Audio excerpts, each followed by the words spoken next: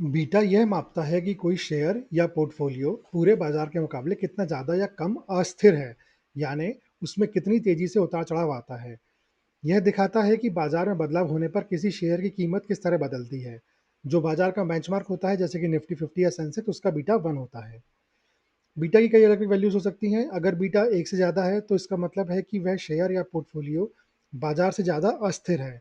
यह बाजार के मुकाबले ज़्यादा तेज़ी से ऊपर-नीचे होता है।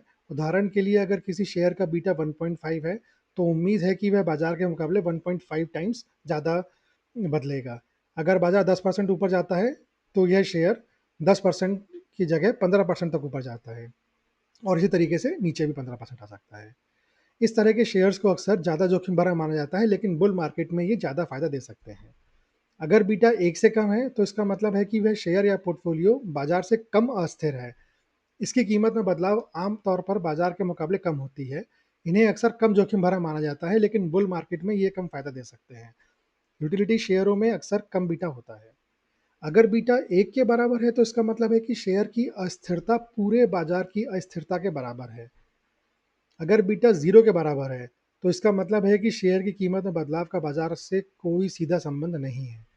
अगर बीटा नेगेटिव है, तो इसका मतलब है कि शेयर की कीमत बाजार की दिशा के विपरीत चलती है।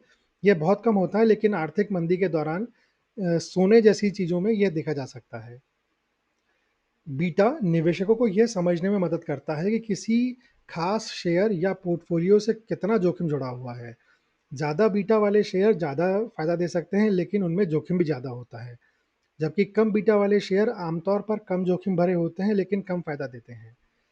तो संक्षेप में, बीटा आपको बताता है कि कोई निवेश पूरे बाजार के मुकाबले कितना अस्थिर है।